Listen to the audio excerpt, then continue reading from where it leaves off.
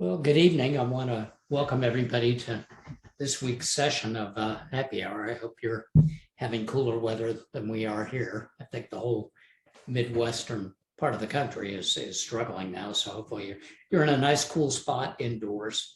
I wanted to point out too, and for those of you listening or those who watch the recording later on, in July, we're going to devote the first probably 3 or 4 sessions of our happy hour to kind of Dermpath basics. We've got a couple of sessions that we recorded last year that we're going to replay this year. I think it would be particularly good for the more junior residents to review this, and even for the senior residents to review it, just to kind of get the big picture. I foresee us doing 2 happy hours, like I said, on Dermpath basics. I think the third one, I'm going to do a brief session on regional anatomy. I know we haven't covered that before. And then maybe the 4th session we'll just use as a potpourri session of unknowns for you to kind of practice some of the concepts that we've gone over. And hopefully for the more senior residents, this will be a little bit more of a challenge. So anyway, that's kind of where we're heading in July.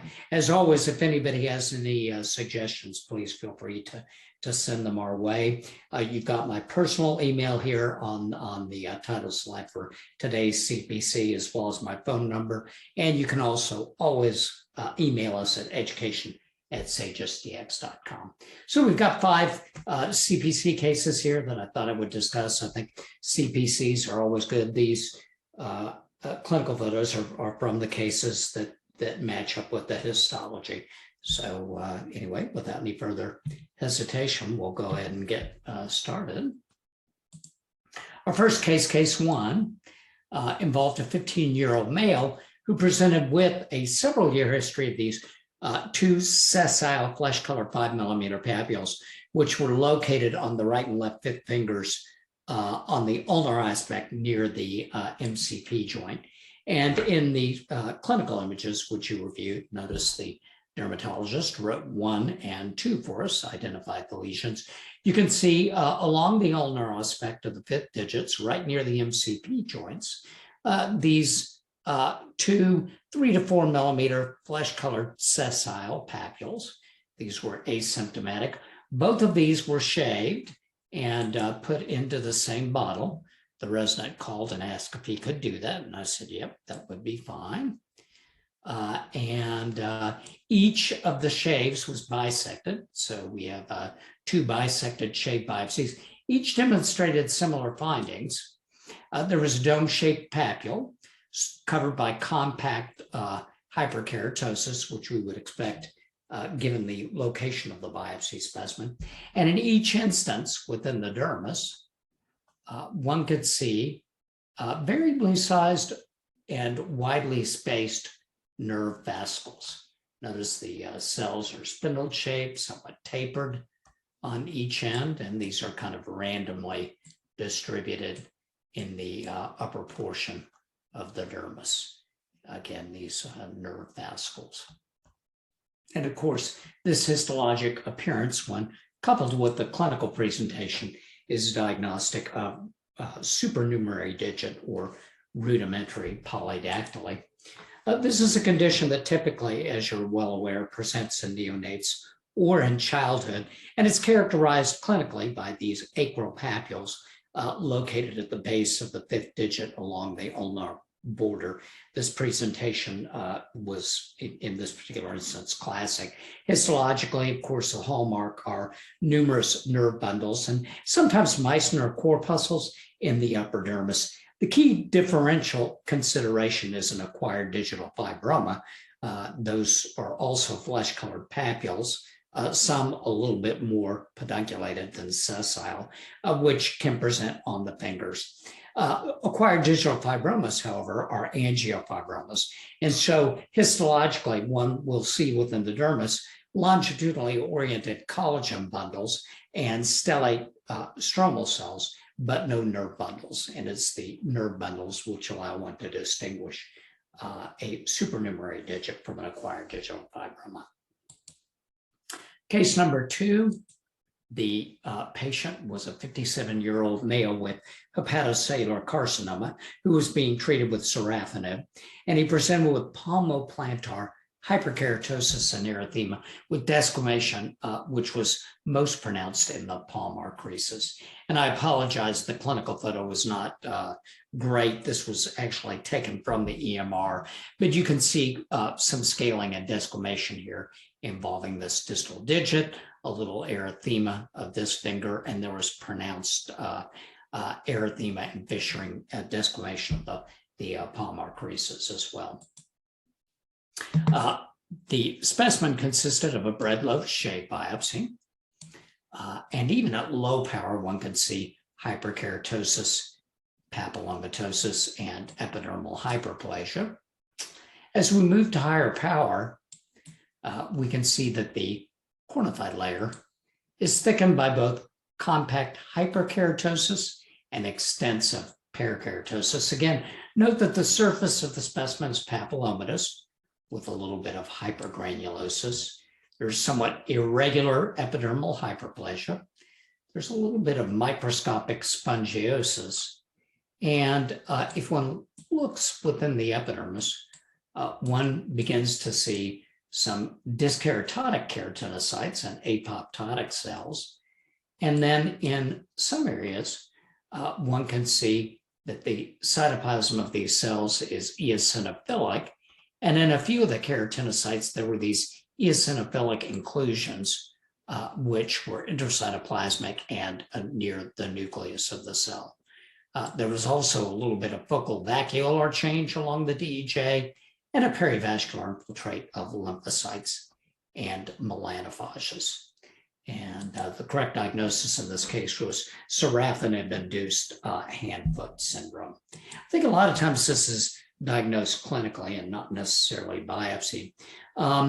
Most reviews of the condition point out that the patients will present with these well-demarcated tender red papules. Sometimes they'll vesiculate and there can be gray blisters present. And quite frequently, rather than blisters, the patients will present with hyperkeratotic callus-like formations, which show predilection for the distal phalanges and the palmoplantar surface. As we saw here, the skin biopsies typically show pronounced papillomatosis, epidermal hyperplasia, parakeratosis. The scattered dyskeratotic cells and these intracytoplasmic eosinophilic bodies in most series have a fair amount of specificity for the diagnosis, especially when correlated with the clinical presentation. And there may be intraepidermal vesicle formation, obviously in the lesions that clinically vesiculate, usually the consequence of pronounced spongiosis. And in severe hand-foot skin reactions, there may need to be some modification or postponement of the treatment, modification in terms of dose reduction. Going ahead and moving on to case number 3. The patient was a 67-year-old male, presented with a long-standing history of a hyperpigmented patch on the right shoulder. It had been stable in size for several years with no apparent change in clinical appearance. And in this particular clinical photograph, one can see this ill-defined, dark brown to somewhat grayish patch on the shoulder. The sections consisted of a bisected punch biopsy, and one can see that the changes present in the biopsy specimen are consistent with trunk or proximal extremity. We have a relatively thick dermis and a relatively low density of follicular and sebaceous elements. As we move to higher power, one can see epidermal, slight epidermal hyperplasia, a basket weave cornified layer, and then within the upper portion of the dermis, we begin to see some pigment present across the biopsy specimen. And at higher power, this pigment is present not only within macrophages, but one begins to see very elongated dendritic melanocytes arranged predominantly as solitary units within the dermis across the biopsy specimen. And of note, these very elongated dendritic melanocytes run parallel to the DEJ, kind of in an east-west distribution. And this particular histology, these histologic findings, when coupled with a clinical presentation, are consistent with a Nevus of Ito. Nevus of Ito, of course, is one of the dermal melanocytoses, and clinically it's characterized by blue to dark brown patches, which are typically located in the deltoid and supraclavicular regions, and as in this case, sometimes in the scapular area. Oftentimes the pigment's present at birth, but it may not become apparent until childhood or puberty.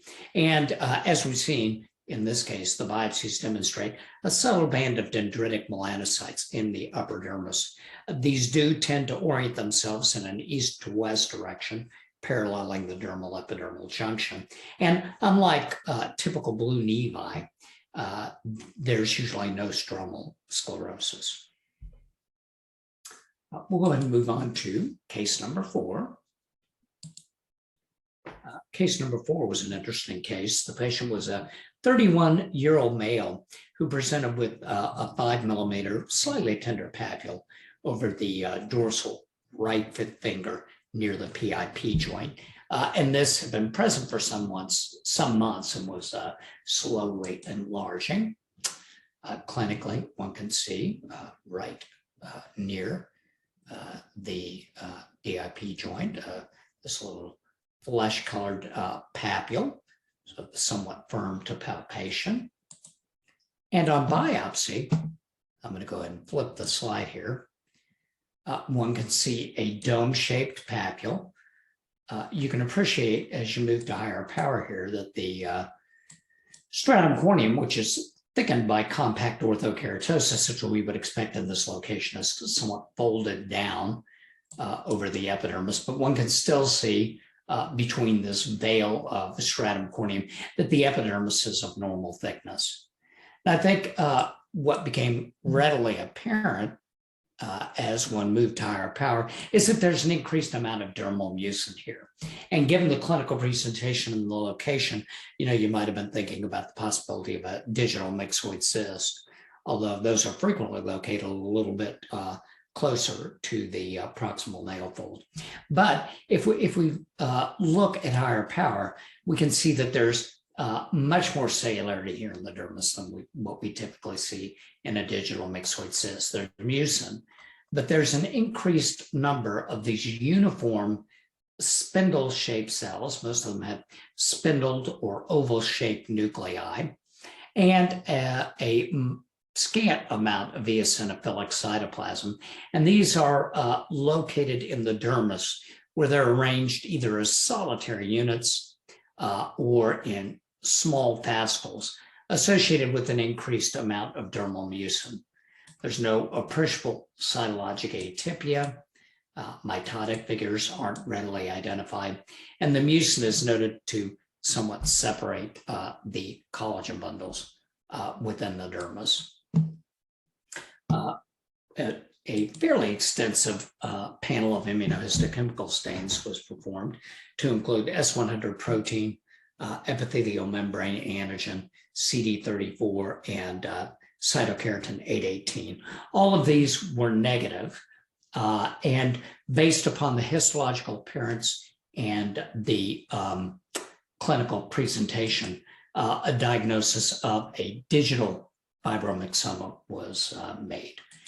Digital fibromyxomas, which are also known as superficial acrofibromyxoma, but I think most dermatopathologists prefer the term digital fibromyxoma now, are cutaneous spindle cell neoplasms, which, as this case demonstrates, do show a striking predilection for subungual or periungual region of the hands or feet. They're believed to be fibroblastic in nature. As this case demonstrates as well, histologically, they're characterized by a proliferation of uniform spindle or stellate-shaped cells, These do tend to have pale eosinophilic cytoplasm, and they're arranged in a myxoid stroma with a random or loosely vesicular growth pattern. Now, what's unusual is that most often these show diffuse and fairly strong staining for CD34. In this particular case, the CD34 stain was negative, but review of most large series indicates that in 20 to 30% of the cases, the CD34 stain is negative. And this is a benign tumor with a propensity for local recurrence when incompletely excised. And so generally, if possible, it's recommended that the lesions be completely removed. In the large series, which I reviewed for this talk, no metastases have been reported to date. I think one thing that one might consider in the differential here, given the spindle cells and the CD34 positivity, would be a myxoid variant of a DFSP. This particular tumor lacks the translocation characteristic of that tumor, and it should be kept in mind that DFSPs are extremely uncommon in this location, that is digitally and especially in the distal digits. Going ahead and moving on to our last case, case number 5. Just kind of a cute case, I thought. The patient was a 60-year-old female who presented with what she purported to be a 2-week history of asymptomatic swelling and fullness of the right side of her lip, upper lip. She initially denied any trauma or lip biting. The clinical impression was that of a mucocele. And one can see in this clinical photograph, she does have quite a bit of swelling on the mucosal surface of the lip on the right side. A biopsy was obtained, and lo and behold, there was not a mucocele. I'm going to flip the slide here. Nice example of oral mucosal epithelium here. What we see, of course, is an acanthotic epidermis lined by stratified squamous epithelium. There's no granular layer, and there's kind of this abrupt keratinization with parakeratosis. Most striking, however, were the deposits present in the lamina propria. And one could see irregularly shaped and variably sized deposits of this very homogeneous basophilic material. Note there's no host response here. This material is not immunogenic. And hopefully those of you who've seen this before recognize this as hyaluronic acid. And when I gave the report to the clinician, gave him the results, he called the patient, and she lives in South Texas and had actually gone over to Mexico and had some hyaluronic injected into her lips at a nail salon, and had neglected to let the dermatologist know that. This is a good reminder of the fact that before you take your core exams or your applied exam, I would definitely become familiar with the histologic appearance of soft tissue fillers and other external agents or artifacts, especially those like suture triamcinolone, aluminum chloride, gel foam, agents that may be iatrogenically introduced to the skin by dermatologists during procedures. Elston's 3rd edition has in Appendix 3 some real good plates, photomicrographs of some of these materials. And there's an excellent review in the Journal of Cutaneous Pathology, 2008, June, that discusses adverse cutaneous reactions to soft tissue fillers and shows great histologic images of these fillers. So it might be a good idea to review that article too before your exam. So kind of a quick talk here. I noticed we had a couple comments in the chat. I forgot to open that. Let me check to see. Nope, they're just the emails. So anyway, that's all I have. If you have any questions, please feel free to send them my way. And I certainly hope everybody has a great evening. Thank you very much.